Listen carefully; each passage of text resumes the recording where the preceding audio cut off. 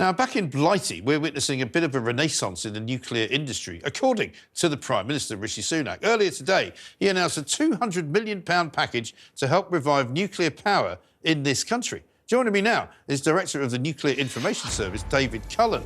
David, a very good evening to you. Hi, how are you doing, Mike? I'm hopeful that you're going to tell me that this is a great plan and it's all going to be tickety-boo, and before you know it, we're going to have loads of nuclear plants powering our very, very expensive electricity. But I'm not absolutely convinced. So please tell me, what do you make of it? I was really surprised, to be honest with you. I mean, so to be clear, my organisation looks more at nuclear weapons. This announcement is quite interesting in that it talks about the links between the two of them, and there's obviously an intent to support both of them at the same time. But if we're talking about nuclear weapons, and I think they were up in Barrow, there's a lot of evidence of really significant mounting problems in the production of the new submarines, massive financial black holes, and the money that's been announced, obviously, it's a lot of money, but not in governmental standards, and it's tiny compared to the massive black holes we're seeing. Right.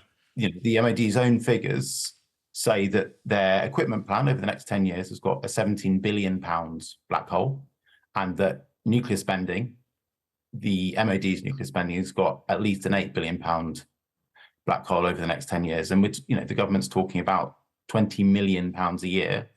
It's tiny in comparison. Well, that's the trouble, because whenever I see numbers like 200 million, you just know that it's not really going to go very far, because unless you're talking billions in anything now that we do, you know, it doesn't really even touch the size, does it? But, I mean, the other problem with this is that in defence particularly, they haven't got the basics, have they? I mean, we only saw Grant Shapps on that ship over in Florida a few short weeks ago, test firing a missile, which obviously wasn't a nuclear missile, but, you know, could be in the future. Didn't even get off the ground, literally, sort of made it to the top of the surface, went up in the air, and almost came back down on top of them. You know, and then, of course, they said, well, that's all right, because if it was a real missile, it would work. And you kind of going, how do you work that one out then, exactly? I don't think they know why that went wrong, Mike, honestly. No. It takes time to look, you know, the missile went to the bottom of the sea and they fished it out, and like 2 weeks later, they're off the record claiming that it was something to do with something was added for the test. But that's almost certainly not the case. They probably don't even know yet. They need to take the thing apart and look at it. Yeah. And I know that this is not your area of expertise, but I mean, the nuclear industry as such is not just about nuclear weapons. Surely it should also be about using nuclear power. But they try to kind of pretend that one is quite separate from another, but surely it's not, is it? No, there's a lot of linkages between the two. I mean, in the past, they were just one industry. And as time went on, it became politically uncomfortable for them to talk about how the two support each other. And for a long time, there was this claim that they had nothing to do with each other.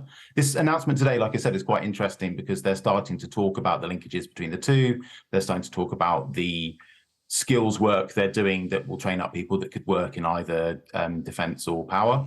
But yeah, it's less interlinked than it used to be in the past, but it's still very closely linked. And as far as the sort of the nuclear business around the world is concerned, you know, we hear an awful lot about how we have to stop Iran from getting their hands on a nuclear weapon. We're not sure exactly what the state of Russia's nuclear arsenal and armoury is.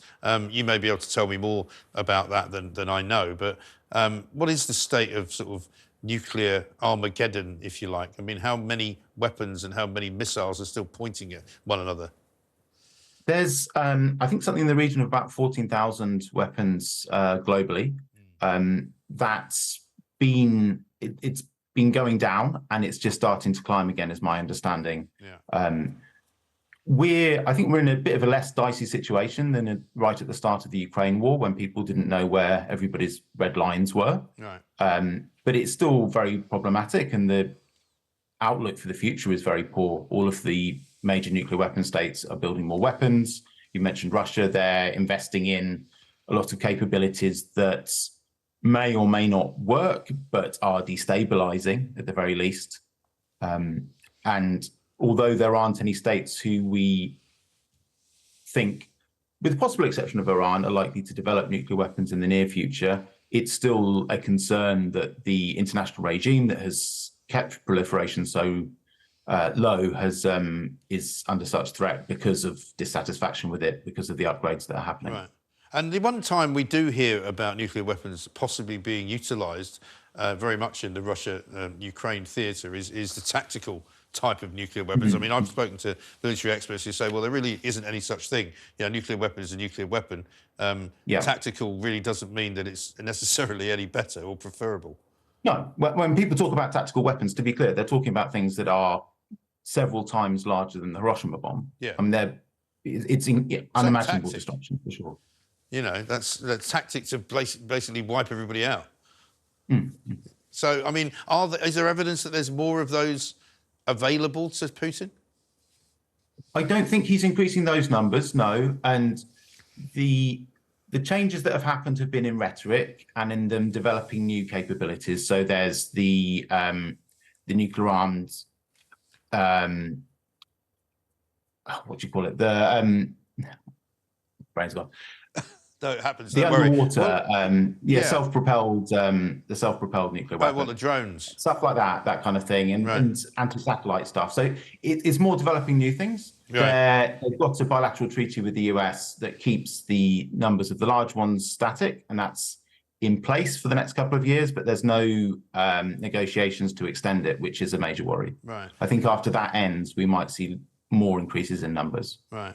And I mean, just to go back once again to the nuclear energy side of things, I mean, is there any evidence that the government wants to, I mean, there's no evidence that they'll even be here after about 6 months, but is there any evidence that they might want to increase the number of nuclear reactors currently, usable that we have, and actually build more and make more use of it? They keep talking about it. They keep saying that that's a major part of their energy strategy. The trouble is that the one that we're building at the moment is taking a very long time and costing loads more money, and nobody wants to put their hand in their pockets for the kinds of sums that would need to be in place to really upscale nuclear reactors. And that's the same with both the government and with Labour. Both of them are talking a good game, but no one's fronting any money for it. Well, not any money. They're not fronting enough money. You know, they're a bit like the announcement today. They're putting forward millions when we really need to be talking billions if that's what they want to do. Yeah. And, I mean, obviously, we should, I suppose, ask the question, what would Labour do? You know, they've got a sort of checkered history, haven't they, with the nuclear power and nuclear weapons. There was a time when they wanted complete nuclear disarmament. I'm assuming Keir Starmer doesn't talk about that anymore. No, I mean, their policy in both power and weapons is very much the same as the government's. They say they'll keep the capabilities we currently have. They say they'll fund them. In both cases, there are real questions over whether the amount of money is going to be forthcoming for it. You know, both are committed on paper to keeping things as they are. Neither appears to be properly coming up with the sums of money that are required to keep things as they are. Yeah, exactly right.